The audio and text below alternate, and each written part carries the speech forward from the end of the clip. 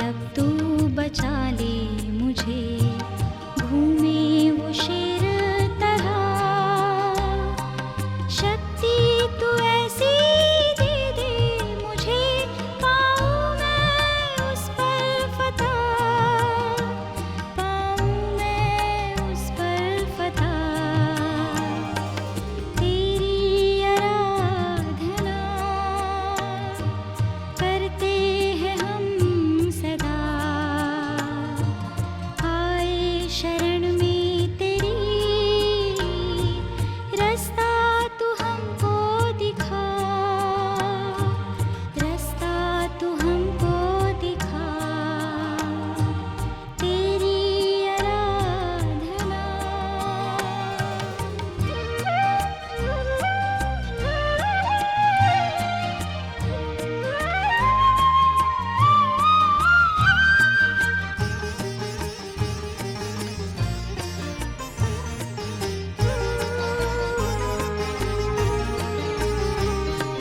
चाहत है मेरी तू दिल में बसे, भर दे सब खाली जगह। ऐसा ही मैं जीवन जीऊं, बन जाऊं तेरी तरह, बन जाऊं तेरी तरह। तेरी आराधना करते हैं हम सदा, आए शरण में तेरी, रास्ता तू हमको दिखा, रास्ता तू हमको दिखा। तेरी आराधना। परमेश्वर का धन्यवाद हो जिसने हमें ये फिर समय दे दिया है कि हम परमेश्वर के वचन को सीख सकते हैं और आपस में विचार कर सकते हैं, अपने जीवन पे विचार कर सकते हैं। मेरे सारे बहन भाइयों को मेरा प्यार भरा सलाम। हम इस बात पे विचार करते आ रहे हैं कि हम मुक्ति प्राप्ति के लिए, अनंत जीवन की प्राप्ति के लिए क्या करें। हम क्या करें कि जिसके कारण हमारी ज़िंदगी में शांति आ सके। हम क्या करें कि हमारे जीवन में तंदुरुस्ती आ सके। परमेश्वर का वचन कहता है परमेश्वर से डरो, उसकी महिमा करो, क्योंकि उसका न्याय करने का समय आ पहुंचा है। परमेश्वर के से डरने का मतलब ये नहीं है कि परमेश्वर हमारे को मारेगा, पीटेगा, काटेगा या हमारे को किसी और मुसीबत में डालेगा। परमेश्वर से डरने का मतलब है कि हम परमेश्वर के हुक्मों की पालना करें। जैसे हमारे बच्चे, जिनसे हम उम्मीद रखते हैं कि वो हमारी आज्ञाकारिता में रहें, जिनसे हम ये उम्मीद रखते हैं कि वो हमारे कहे अनुसार अपना जीवन व्यतीत करें, जिनसे हम ये उम्मीद रखते हैं कि वो हमारे कहे अनुसार ही सब कुछ करें। परमेश्वर भी चाहता है कि हम जो उसके बच्चे हैं, जिन्हें परमेश्वर प्यार करता है, जिन्हें परमेश्वर कभी किसी परेशानी में देखना नहीं चाहता, जिन्हें हमेशा से परमेश्वर ने प्यार किया है, कि हम भी उसकी आज्ञाकारिता में रहें।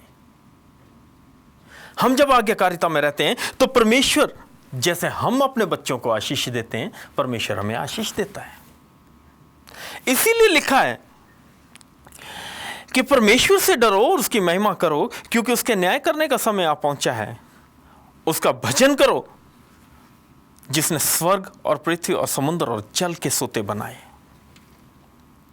जो कुछ हम इस दुनिया में देखते हैं मेरे बहनों भाइयों, कोई भी ऐसी चीज नहीं है कि जो परमेश्वर ने नहीं रची।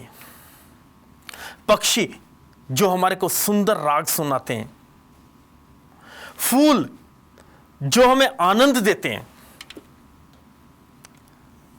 पक्षी जो रंग बिरंगी तितलियां, पेड़ पौधे, फूल, और जिसका आनंद हम लेते हैं, जल, पर्वत, जिनका आनंद हम लेते हैं और जो हमें खुशी प्रदान करते हैं, वो सचमुच परमेश्वर की देन है। परमेश्वर ने हमें दिमाग दिया है, हमें बुद्धि दी है, अक्ल दी है, ताकि हम उसका इस्तेमाल करें। परमेश्वर चाहता है कि हम हमेशा आगे बढ़ते चले जाएं, कभी पीछे नहीं हटें। लेकिन परमेश्वर हमारे से यही चाहता है कि हम परमेश्वर की महिमा करें।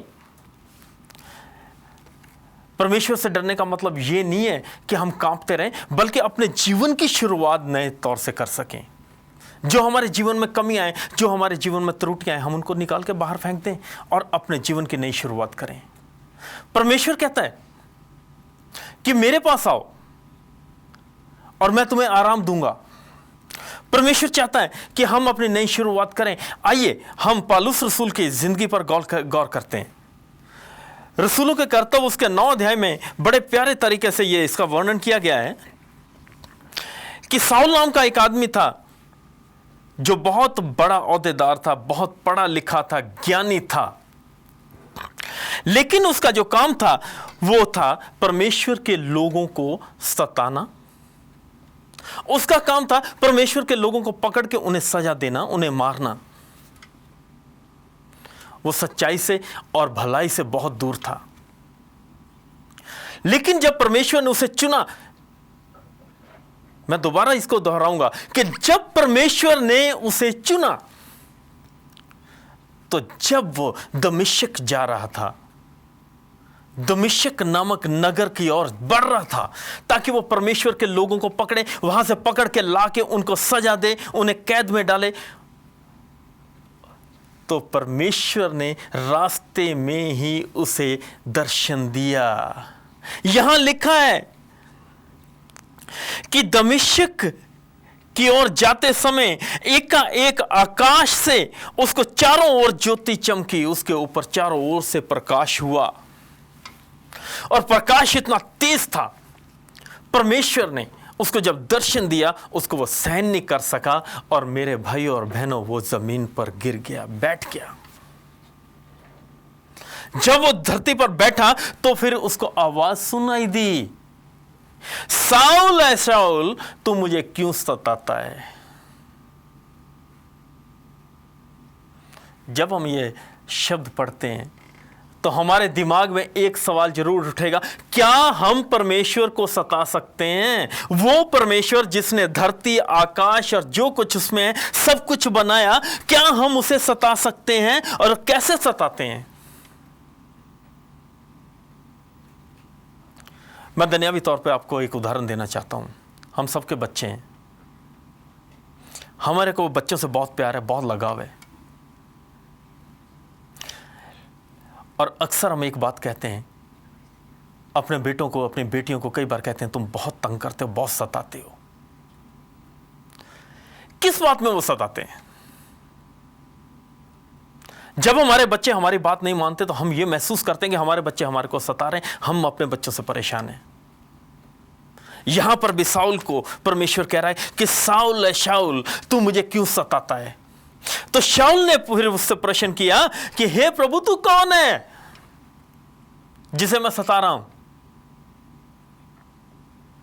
मेरे जो आज ये सवाल, मेरे बहनों भाइयों, आज यही प्रश्न मेरे और तुम्हारे सामने भी है, सबके सामने है कि तुम मेरे को क्यों सता रहे? अगर हम परमेश्वर की बात को नहीं मान रहे, अगर हम परमेश्वर की इच्छा को टाल रहे हैं, तो सचमुच हम परमेश्वर को सता रहे हैं। परमेश्वर का वचन बताता है कि शाऊल की आंखों की रोशनी जाती रही, उसे कुछ दिखाई नहीं दिया। 3 दिन तक, पूरे 3 दिन तक ना उसे कुछ दिखाई दिया, ना उसने कुछ खाया, ना पिया। आप खुद इस चीज को शाऊल की जगह रख के महसूस कीजिए कि जो इंसान, हम जो अपनी आंखों से सबको देखते हैं, एक दूसरे को देख रहे हैं, अगर अचानक हम अपनी आंखें बंद कर लें, कस के बंद कर लें, हमारे को कुछ दिखाई ना दे, तो हम क्या करेंगे? कैसा महसूस करेंगे? शाऊल पूरी तरह विचलित हो गया, परेशान हो गया कि उसके साथ ये क्या हुआ। वो समझ गया कि परमेश्वर ने उसे पुकारा है, क्योंकि वो परमेश्वर से दूर भाग रहा है। क्योंकि वो परमेश्वर से दूर भाग रहा है, परमेश्वर के काम में अड़चन बना हुआ है, तो उसने अपने आप को घुटने के बल टेक लिया और उसने परमेश्वर से प्रार्थना की।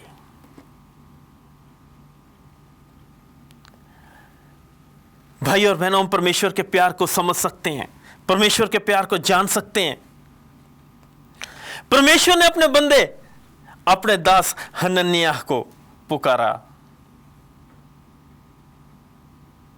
और उसे बोला कि तू यहूदा के घर में शाऊल नाम का एक आदमी है जिसे देखेगा, जो अपने घुटनों के बल बैठा दुआ कर रहा है, तो उसके पास जा। हनन्याह ने बोला, क्या है प्रभु, क्या वही शाऊल जो तेरे लोगों को तंग करता है, तेरे काम को रोकता है, क्या उस बंदे के पास तू मेरे को भेज रहा है? परमेश्वर ने कहा, हाँ, मैंने उसे प्यार किया है, मैंने उसे चुन लिया है, तो उसके पास जा। हनन्याह शाऊल के पास आया।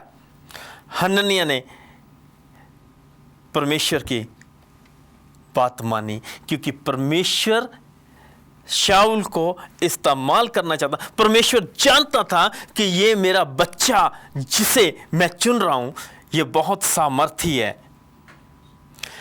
हनन्याह से कहा, तू चला जा, क्योंकि वह अन्य जातियों और राजाओं और इस्राएलियों के सामने मेरे नाम को प्रकट करने के लिए चुना जा चुका है। परमेश्वर ने उसे चुन लिया। वचन कहता है कि मैंने तुम्हें इससे पहले कि तुम रचे जाते, मैंने तुम्हें तब से चुना है। परमेश्वर ने, प्रभु ने हमें आज नहीं चुना। वो तो ये हमारे दिमाग में है कि हम क्या करें कि आनंद हासिल करें, हम क्या करें कि खुशी प्राप्त करें, हम क्या करें कि बचाए जा सकें। और उसका जवाब एक ही आ रहा है कि अपना नाता परमेश्वर से जोड़। परमेश्वर जो बात कह रहा है उसको तू मान, उसकी सब बातों में उसका मान। तो मेरे जो हनन्याह चला गया, उसने जाके शाऊल की आंखों को छुआ, और जब उसका छिलका गिरा, आंखों से छिलका उतर गया, वो जो बुराई का पर्दा पड़ा हुआ था वो सारा उतर गया, उसको अच्छाई दिखाने लगी, तो उसने परमेश्वर का काम शुरू कर दिया। फिर वही शाऊल पौलुस के नाम से जाना गया, जो आगे चल के रोमियो 1 अध्याय और 16 आयत में कहता है, मैं सुसमाचार से नहीं लज्जाता, सुसमाचार का प्रचार करने से शर्माता नहीं हूं, इसलिए कि वे हर एक विश्वास करने वाले के लिए, पहले तो यहूदी फिर यूनानी के लिए उद्धार के निमित्त परमेश्वर की सामर्थ है। परमेश्वर का वचन हर विश्वास करने के लिए ताकत का साधन है, हमारे को शक्ति देता है कि हम परमेश्वर की इच्छा को पूरा करें। परमेश्वर की हर बात मानने की सामर्थ्य हमारे को परमेश्वर का वचन देता है। परमेश्वर से डरने की बात नहीं है। वचन में जब लिखा है परमेश्वर से डरो, उसकी महिमा करो, तो डरने का मतलब है कि जैसे बाप बच्चों से चाहता है कि बच्चे उसके प्यार में बढ़ें, उसके अनुसार अपना जीवन व्यतीत करें, परमेश्वर भी चाहता है कि हम उसके अनुसार अपना जीवन व्यतीत करें और परमेश्वर की इच्छा को पूरे करते हुए उसका जलाल जाहिर करें। पौलुस रसूल फिर कहता है कि मैं लज्जाता नहीं हूं, सुसमाचार से लज्जाता नहीं हूं, सुनाने में मेरे को शर्म महसूस नहीं होती। और क्योंकि सुसमाचार में खूबी क्या है कि जो लोग मुक्ति हासिल करना चाहते हैं, जो लोग अंधकार की जिंदगी से मुक्त होना चाहते हैं, जो लोग विजय प्राप्त करना चाहते हैं, जीतना चाहते हैं, उनके लिए वो सामर्थ है, ताकत है। उसकी महिमा करो, महिमा करो। कैसे? क्या कहें कि हम दिन रात ये कहते रहे, पिता परमेश्वर हम तेरी महिमा करते हैं, हम तेरा नाम को इज्जत देते हैं, क्या इससे महिमा होती है? ये एक मेरे भाई और बहनों एक छोटा सा सवाल है जिसे हम हमेशा अपने दिल में रख सकते हैं कि हम परमेश्वर की महिमा कैसे करें। अगर उसका उत्तर हम देखना चाहें तो यूहन्ना रसूल के अंजील 15 अध्याय और उसके 8 आयत में हम देख सकते हैं, जहां लिखता है, मेरे पिता की महिमा इसी से होती है कि तुम बहुत सा फल लाओ, तब भी तुम मेरे चेले ठहरोगे। ये प्रभु यीशु मसीह खुद कह रहे हैं। जब प्रभु यीशु मसीह इस दुनिया में आए, प्रभु यीशु मसीह ने ये कहा था, कह रहा मैं इस दुनिया में इसलिए नहीं आया कि किसी को दोषी ठहराऊं, लेकिन मैं इसलिए आया हूं कि जो लोग भटके हुए हैं उनको मैं सीधे रास्ते पे ला सकूं, उनको रास्ता दिखा सकूं। कह रहे दोषी ठहराने नहीं आया, बल्कि भटके हुए लोगों का मेल में परमेश्वर से करवाने के लिए आया हूं। और यहां प्रभु यीशु मसीह कहते हैं मेरे पिता की महिमा इसी से होती है कि तुम बहुत सा फल लाओ, तभी तुम मेरे चेले ठहरोगे। यदि हम परमेश्वर से प्यार करते हैं मेरे भाइयों और बहनों, यदि हम परमेश्वर की महिमा करना चाहते हैं, तो हमारी जिंदगी, हमारा अपना जीवन इतना फलदायक होना चाहिए कि लोग देखते ही बोलें कि ये सचमुच परमेश्वर का जन है। हमारे को बताने की जरूरत नहीं होनी चाहिए कि हम परमेश्वर को मानते, बल्कि हमारे काम ऐसे होने चाहिए कि लोग पहचाने, हमारे कामों को पहचाने, हमारे कामों से कहें कि ये परमेश्वर के लोग हैं, परमेश्वर को मानने वाले हैं। कई बार हम अपनी हिम्मत छोड़ देते हैं। इस दुनिया में रहते हुए कई बार हम ये सोचते हैं कि हम तो यार परमेश्वर को मानते हैं, फिर भी हमारे पे कष्ट क्यों आता है। भाई और बहनों, मैं एक बात आपको बताना चाहता हूं, परमेश्वर के लोगों पे कष्ट आता है, लेकिन वो कष्ट में पड़े नहीं रहते, कभी नहीं पड़े रहते, क्योंकि परमेश्वर प्यार करता है। जब परमेश्वर हमारे को प्यार करता है तो हमारे काम भी उसके अनुसार होने चाहिए। 3 बातें लिखी हैं, परमेश्वर से डरो, परमेश्वर की महिमा करो, क्योंकि न्याय का समय आ पहुंचा है। काय का न्याय होना है?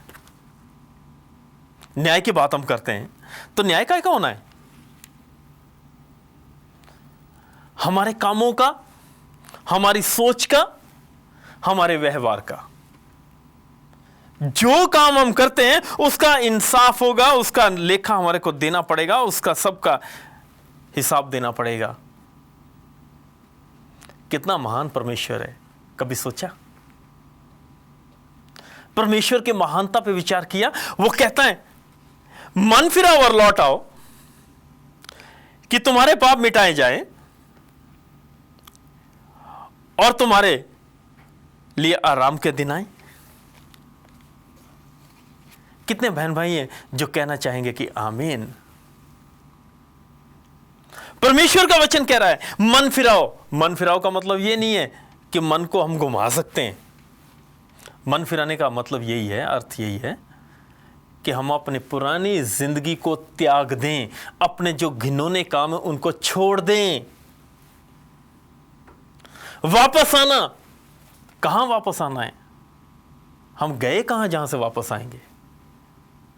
हम अपने कामों में इतना बढ़ गए हैं, हम अपनी सोच में इतना दूर निकल गए हैं, परमेश्वर से दूर हो गए हैं। वापस हमारे को परमेश्वर के पास ही आना है। लिखा मन फेराओ, लौट आओ, ताकि परमेश्वर की ओर से तुम्हारे लिए आनंद जीवन आए, तुम्हारे खुशी के दिन वापस आ जाएं। प्रकाशित वाक्य में लिख रहा है 3 अध्याय उसकी 5 आयत अगर हम देखते हैं तो यहां लिखा है, भाइयों और बहनों, जो जय पाए उसे इसी प्रकार श्वेत वस्त्र पहनाए जाएंगे और मैं उनका नाम जीवन की पुस्तक में से किसी रीति से ना काटूंगा। जो जय पाए, जो जीत हासिल प्राप्त करे, जो विजय हासिल प्राप्त करे, परमेश्वर का वायदा कह रहा कि जीवन की पुस्तक में से मैं उनका नाम नहीं काटूंगा, क्योंकि तुम लोगों ने अपनी बुराई पे विजय प्राप्त कर ली है। तुम लोग मेरे बेटे बेटियां बन गए।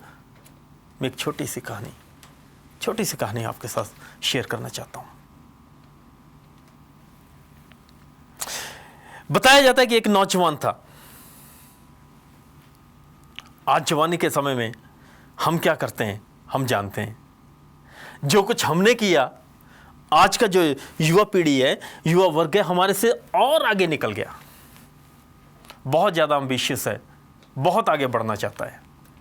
वो चाहता है कि हम जल्दी से जल्दी आगे निकल जाएं और तरक्की हासिल करें। और बताया जाता है ऐसे ही एक नौजवान था जिसे माँ बाप ने बड़े प्यार से, बड़े लाड से पाला था। माँ बाप की इच्छा थी कि उनका बेटा आगे बढ़े, लेकिन अफसोस वो रातों रात अमीर होने के चक्कर में बुरी संगत में पड़ गया। और उसका नतीजा क्या हुआ मेरे भाइयों और बहनों, कि उससे ऐसा काम हुआ कि एक दिन उससे ऐसा काम हुआ कि उसको जेल जाना पड़ा। जब वो जेल में था तो वो बैठा सोच रहा है कि मेरे माँ बाप मुझे कितना समझाते थे। वो सोच रहा है कि मेरी माँ मुझे कितना प्यार करती थी, मेरी माँ मेरे लिए कैसे खाने पका के लाती थी, और मेरे पिता जो मुझे इतना प्यार करता उसने मेरे लिए कितनी कुर्बानी दी। और जब वो सोच रहा था तो वो अपनी घिनौनी जिंदगी पे भी विचार करता है कि मेरे कामों के कारण मेरे पिता को, मेरी माँ को, मेरे बहन भाइयों को कितनी चोट पहुंची, कितना धक्का लगा है। भाई और बहनों, उस जेल में, उस कैद खाने में एक पादरी उससे मिलने जाता है, जो अक्सर उस जेल में जाता था। वो उस नौजवान को देखता है, उसके पास बैठता है और उससे पूछता है कि आए नौजवान, तो अच्छे घर का लगता है, तेरे माँ बाप ने तेरे से बहुत उम्मीद लगाई होगी, तो ऐसा क्या कारण हुआ कि तेरे को यहां आना पड़ा। भाई और बहनों, वो नौजवान रो पड़ा, उसकी आंखें भर गईं। उसने पादरी को बताया कि मेरे माँ बाप ने मुझसे बहुत प्यार किया और मेरे को बहुत समझाया कि मैं अपने माँ बाप के कहे अनुसार काम करूं, लेकिन मेरे शौक, मेरी संगत, मेरी सोबत और मेरे दोस्तों ने मुझे कभी उनकी बात नहीं सुनने दी।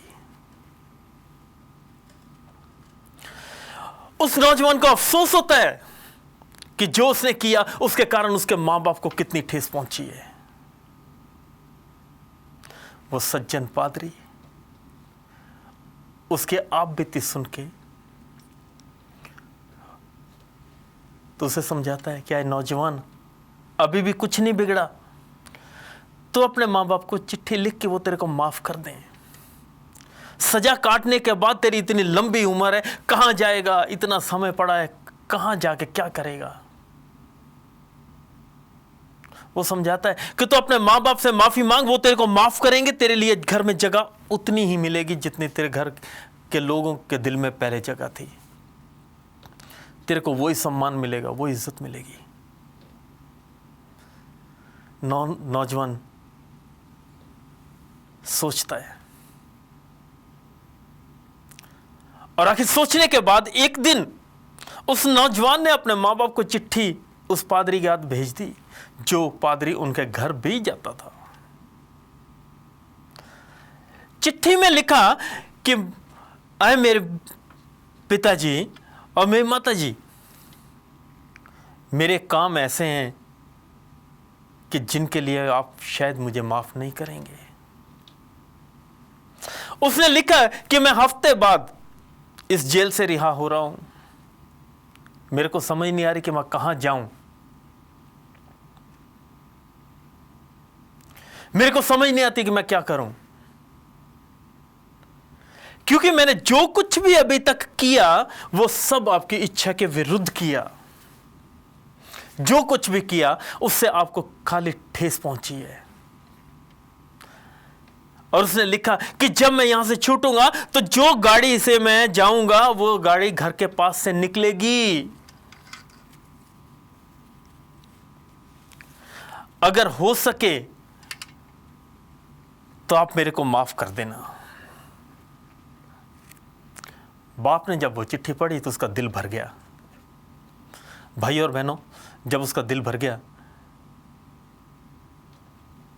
तो आप जानते हैं कि माँ बाप का जो नेचर है वो हमेशा माफ़ करने का होता है।